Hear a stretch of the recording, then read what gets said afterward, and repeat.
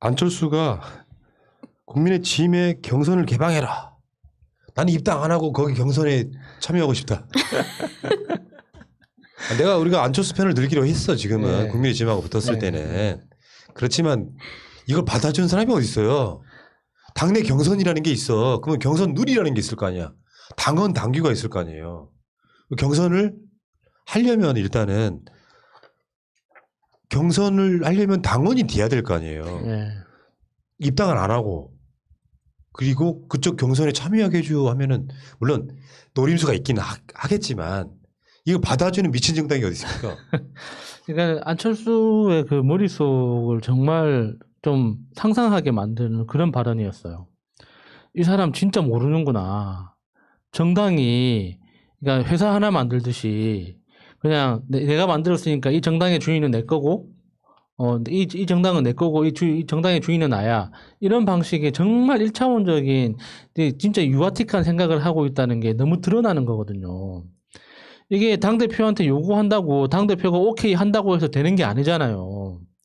그 당헌도 필요하고 당규도 필요하고 당원들의 동의도 얻어야 되고 절차가 엄청 많이 필요한 그 일을 갖다가 그냥 당대표가 오케이 하면 된다고 생각하고 이렇게 던지는 것 자체도 말이 안 되는 거고 그 내용 자체가 나는 너희 당의 당원은 아니지만은 경선 후보로는 나가고 싶네. 어떻게 좀 안 되겠니?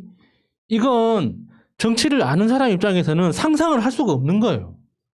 그러니까 이런 말 자체, 이런 아이디어 자체를 생각해낼 수 있다는 건 그냥 이거는 아무것도 모르는 그냥 무지렁이라는 뜻밖에 안 되는 거예요. 정치적으로는. 저도 약간 진짜 모르구나라는 생각이 들었던 게 뭐냐면 김종인한테 왜 문정권이 아닌 나와 싸우려 하냐. 그러면서 중요한 건 나를 이기는 게 중요하지 않잖냐 이렇게 얘기하는 거 보고 아 진심이구나 이 사람은 찐이구나 이 생각했습니다.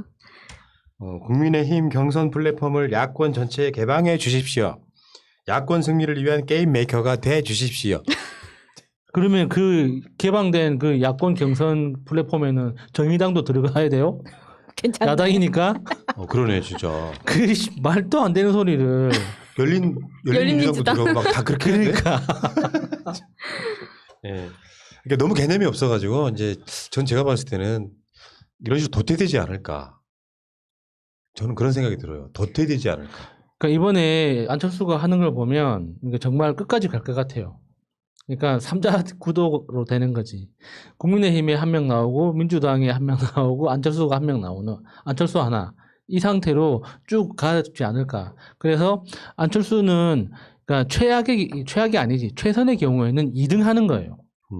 그러니까 2등으로 낙선을 해서 그 가능성, 그 지지표를 가지고 대통령까지 가겠다라는 그거 말고는 여기에서 빠져버리면 이 새끼 또 간보는 거였네. 이거밖에 안 되거든요.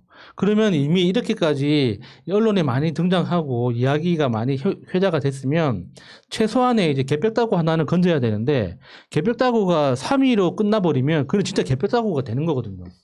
그러니까 이 판에 기왕 이렇게 된 거 좋다. 2등 하자.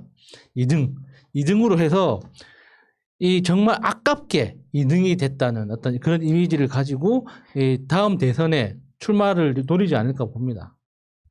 아니 근데 그런 생각을 할 수는 있어요. 근데 남의 집에 가서 몇 번 밥은 얻어먹을 수 있지만 들어 누워가지고 유산까지 내놓으라고 할 수는 없는 거잖아요. 너무 뻔뻔한 거예요 지금.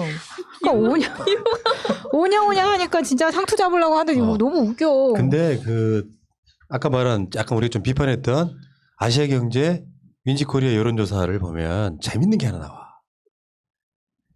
여권의 후보를 박영선으로 고정해놓고 여론조사를 했더니 안철수도 박영선을 이기고요. 다 믿지는 마세요. 그러니까 지금 추세가 그러니까 오세훈도 박영선을 이겨요. 근데 나경원은 박영선을 못 이깁니다. 물론 뭐 오차 범위 내에 있긴 하지만 그러니까 그중에 가장 박영선 후보랑 붙어서 제일 세게 나오는 사람이 안철수예요. 어머 재밌겠다. 그러니까 이게 재밌는 거야 이게. 안철수는 47.4가 나오고 오세훈은 43.9가 나오고 나경원은 39.8이 나와요. 말하자면 이게 참 재밌는 게 저쪽에 고민이 깊어질 수밖에 없는 게 물론 더 선거전이 더 가열이 되면 오세훈이나 나경원이 더 높게 나올 수는 있겠지만 실제로 중도이거나 국민의힘 쪽에 있는 사람들은 우리 생각하고는 다르게 안철수를 굉장히 좋게 보고 있다는 뜻이잖아요. 뭐 안철수는 행복하겠네요. 그러니까 안철수는 이런 걸 보면서 국민의 짐을 자기 깐에는 흔들고 있는 거예요. 자기 깐에는. 우리는 개념 없어 보이지만 내가 입당하지 않아도 그 경선할 수 있게 해줘. 라고 말하는 게 난 그런 의미로 보거든요. 안철수 지지율이 제일 세게 나오는 게 굉장히 행복하네요. 그러니까 니들이 판을 쫙 깔아놓고 있으면 내가 다 이따가 딱 봐가지고 가서 경선하는데 같이 뛰어는 줄게. 지금 이런 입장이에요. 굉장히 자신감이 꽉 차 있는 상황이더라고요. 그러니까 본인이 여기에 끼면은 내가 당연히 1등한다 그런 생각이고 주위에도 다 안철수한테 그런 이야기를 해주고 있기 때문에 본인 판단이 이렇게 가는 겁니다. 그러니까 결과적으로는 지금 현재 안철수는 행복하다는 거잖아요. 계속 행복했으면 좋겠네요. 계속 행복하고 건강하게 지내다가 다음 대선까지 쭉 계속 나왔으면 근데 좋겠습니다. 우리한테도 큰 웃음 주고 있고 네. 이번 선거에 중요한 임무를 맡았죠. 네, 이 맛에 응원합니다. 안철수 씨가 이렇게 가장 높은 지지를 유지하고 있는 상황. 안철수의 머릿속은 고착화될 가능성이 높아요. 룰만 공정하다면 내가 최종 후보가 된다라고 생각할 거예요. 그게 저쪽의 경선 등을 망치는 요소로 분명히 작용할 것이다. 그리고 여기서 떨어지면 경선 불복할 겁니다. 근데 국민의힘도 진짜 큰 패착을 저질렀죠. 그 경선 룰을 100% 국민 경선으로 해가지고 당원이 사라졌어요. 당원이 완전히 사라졌다고요. 그게 무슨 경선입니까? 그 지금 그 여론조사 해가지고 후보 뽑겠다는 건데 그건 당원들한테도 정말 좀 이 무시하는 듯한 그런 스트레스를 주는 거고 그 경선에 참여하는 후보들한테도 승복하기 힘들게 만드는 거예요. 이 당원들의 의사가 빠져 있는 그 결정에 대해서 그 모든 절차가 투명하고 공정했으니 받아들이겠습니다. 할 정치인이 누가 있습니까? 최소한의 그 당원들의 권리는 지켜줘야죠. 그러니까 이런 건 있어요. 저쪽은 컨텐츠 없이 지금 몰이하고 있는 거거든요. 문 대통령 지지율이 떨어졌다고 하고 민주당 지지율이 뭐 리얼미터 같은 여론조사의 경우에는 뭐 민주당을 앞섰다고 하고 서울도 그렇다고 하고 일종의 이제 착시 현상을 계속 보여주는 건데 최근 정부 들어서 굉장히 이상한 흐름이 하나 있죠. 옛날에는요. 대통령 지지율이라고 하는 게 긍정 지지율만 조사를 했어요. 잘하고 있다, 아주 잘하고 있다.